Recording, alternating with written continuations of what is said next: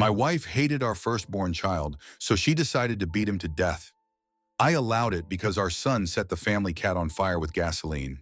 My son was very troubled, very troubled. If you have seen the movie We Need to Talk About Kevin, it will really help to understand what I'm talking about. Because I swear to God, when I watched that film, I thought I was watching a documentary of my life. I felt like the writer must have had cameras hidden in my damn house. That's how accurate it was. The only difference is that in the movie, the boy appears normal to his father and only reveals his true nature to his mother. With my son, he didn't have that mask. His insane behavior was the same with everyone. From the day he was born, my son just came out wrong. He was planned, my wife and I tried to get pregnant, and were ecstatic when he was born. He was wanted and loved. We showered affection on him and really tried to give him a happy childhood. But from the day we brought him home from the hospital, he was miserable. He cried for 13 months straight. I'm not exaggerating. 13 months without a break. He cried until he had no voice left and kept crying. You could see his little face scrunched up and no sound coming out. Totally hoarse. There were times he would literally be crying in his sleep. I've never seen or heard of any other kid able to do that. We brought him to doctors, specialists, tried changing his diet, held him, rocked him, toys, swaddling, music, mobiles, everything we could think of. Nothing worked. 13 months of grading, grinding, no sleep hell. Once he got over the crying stage, we thought we were out of the woods. But it quickly became clear that for some unknown reason, he was just angry at being alive. I never saw that kid have a genuine, joyous smile once in the time I knew him. I saw him grin, a vicious, horrible grin many times, taking a perverse pleasure from causing pain or suffering or breaking a rule. But a smile from real pleasure at something nice? No, never, not once. He had no interest in anything positive. He was fueled by hate, and everything he did was bent toward that. As soon as he could walk, his mission in life was to destroy things. He would break or try to break anything that came in his range, smash it, chew it, throw it in the toilet, whatever he could. After a while, he figured out how to get his diaper off and took great pleasure in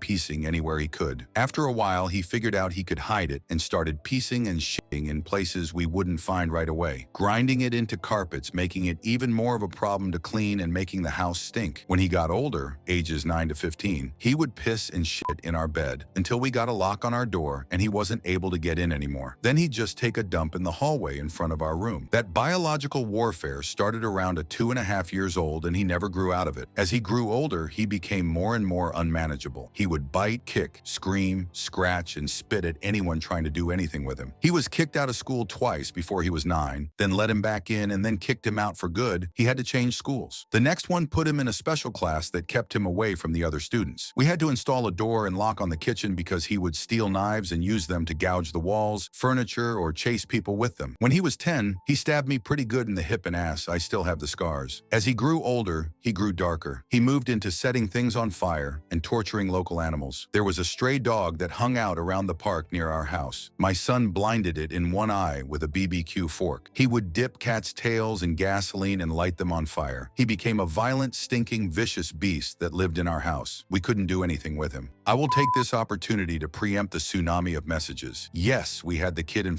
therapy. He saw a psychiatrist twice a week and had God knows how many different medications prescribed to him over the years. Nothing worked. Therapy didn't work. Meds didn't work. Nothing worked. He was like a poison cloud of hate and fury lashing out at anything in his reach. When my son was 16, my wife got pregnant again. I can't tell you how different our reaction was. Instead of joy, we felt horror. This pregnancy had not been planned, and we really were at a loss over what to do. My son had been such an unending nightmare for 16 years. We couldn't take the idea of starting again from the beginning. We talked a lot about terminating, but access to abortion was not as easy in those days as it is now, and my wife was very against it. We talked about many options. In the end, we decided that my wife would have the baby, and if it turned out evil, we would put it up for adoption. We knew we just couldn't do it again with another child like our son. We had a daughter. She was normal. Suddenly, we saw what our lives should have been like the whole time. How things would have been had our son not been himself. She laughed at things. She breastfed without biting. She didn't have teeth yet anyway, but you could tell she was just trying to eat, not tear her mom's breast off. After 4 months, she was sleeping through the night. She was happy. She was normal. I can't describe the relief relief and happiness that we both felt. I don't have the words for it. This is where I believe I may have started really pulling back from my son. Up until that time, whatever mistakes I made, I had always tried to do the best for my son. I'm convinced of that. I tried to help him and love him and care for him. I really tried. But when my daughter was born, my wife and I both instinctively just turned toward her. She became our focus, not from malice, but just because she was so much easier. She was so happy and sweet. Every moment we were with her was like magic. I understand this was wrong, but we honestly couldn't help it. I don't have a better explanation than that. My son hadn't given a shit about my wife being pregnant. I honestly don't know if he really understood it. But when we brought our daughter home, he started acting out even more. I didn't think it was possible, but he took it up another notch. At this time, he was 17, and we were having blowout screaming matches daily. Usually after we fought, he would storm out of the house and disappear for hours at a time, or come back the next morning. It was a relief. I started to actually look forward to our fights because it would get him away from us for a while. After the birth of our daughter, my relationship with my son was almost entirely gone. Our only real interactions were screaming at each other. My wife was even worse with him. She just had nothing left. By that time, if our son even came into the same room as her, she would just stop whatever she was doing and start screaming, "Get the f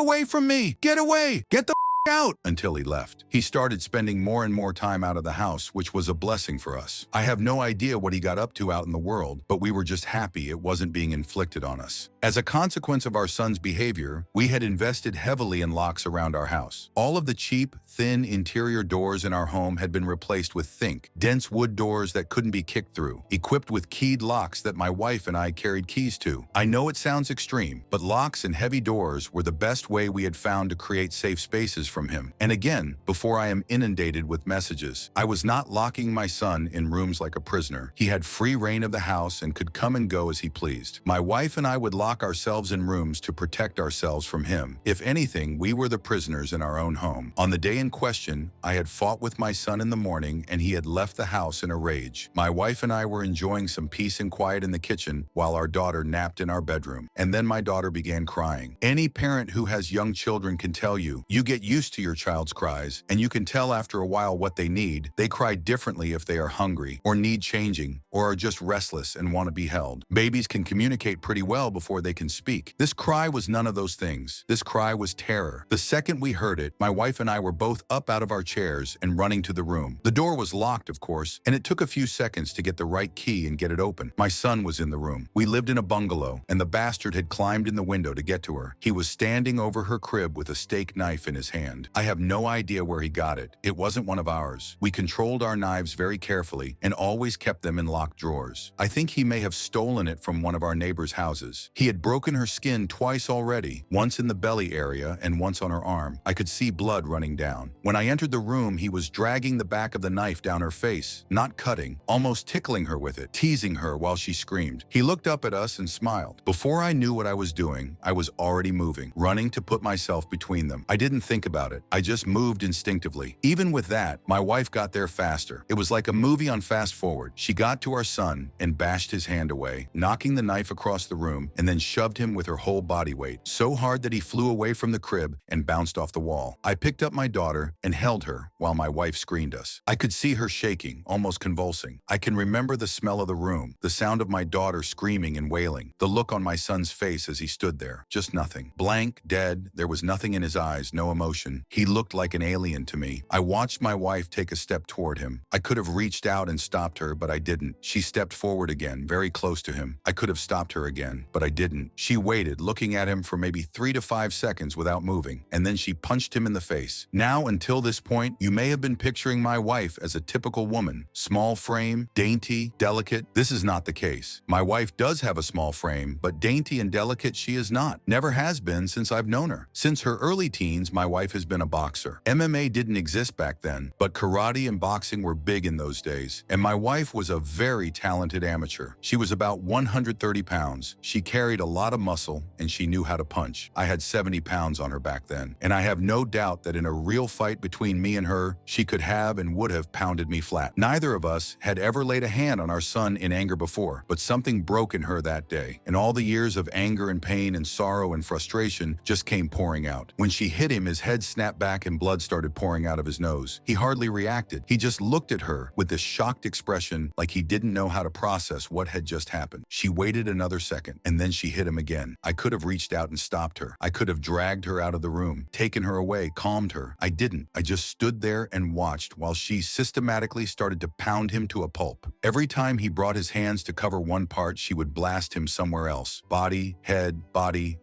over and over. He started screaming, crying out, yelling for her to stop. It's the most genuine reaction I'd ever seen him have to anything in his whole life. But she wasn't stopping. I watched her ramping up, hitting harder, faster, working him like a heavy bag. He tried to swing at her and she slipped him easily. She was on autopilot, sinking down into her training. I stood there watching for a minute. Then I turned my back on them and took my daughter out of the room. I brought my daughter to the kitchen and gave her a bath in the sink. I found that he had cut her a third time on the sole of her foot. All the cuts were superficial. I cleaned her up and held her until she calmed. I put polysporin and band-aids on her cuts. In our bedroom, I could hear my son screaming, calling my wife horrible names, telling her he would cut her head off and her corpse. After a while, I didn't hear him saying anything anymore, didn't even hear him crying out. I assumed that he must have been knocked out, but I could still hear her beating him. That went on for a long time, long enough for my daughter to drift off to sleep in my arms. I just sat at the kitchen table waiting for her to finish. Finally, she came out and sat down across from me. Her hands were swollen and red. Her face and arms were splattered with blood. Her chest was heaving. We just stared at each other without saying anything. After a while, I asked her, "Is he dead?" She looked back at me and answered, "I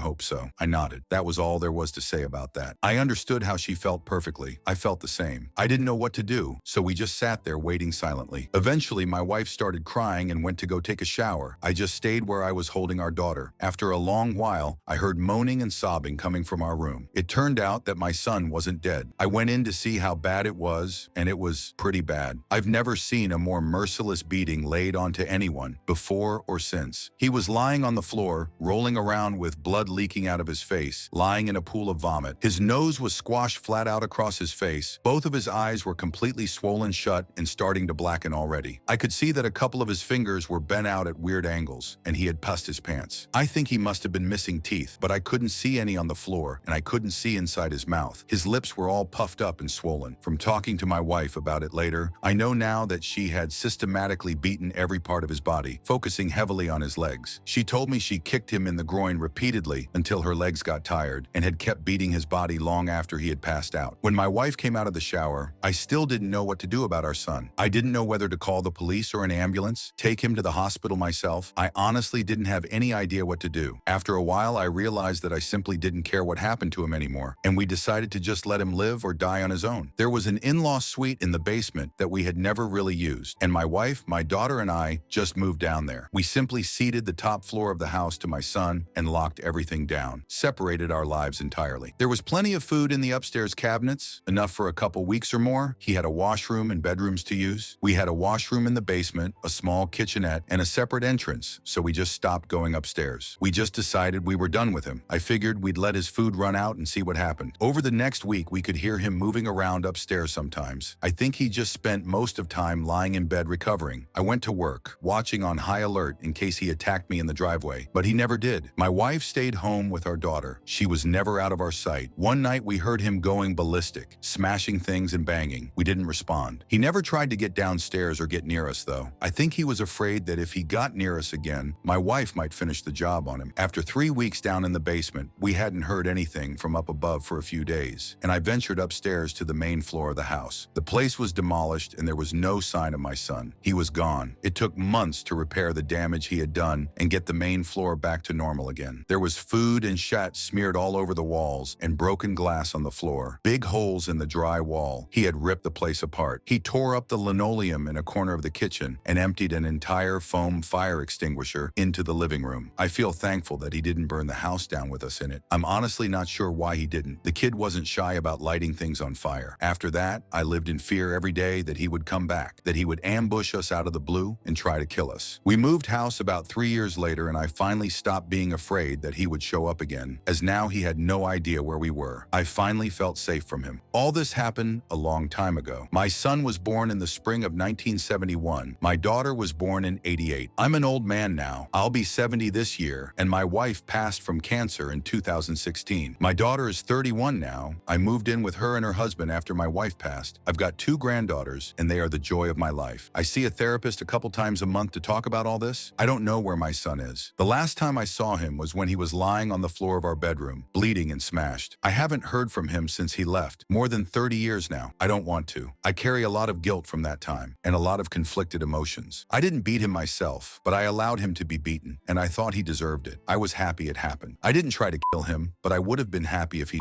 I will say that I do hope he was able to overcome his demons and go live a normal life somewhere. If he wasn't able to do that, if he stayed the way he was, then I truly do hope someone out there killed him. When I knew him, he was a rabid dog, and whichever way it went, I just hope he isn't still out there hurting anyone else.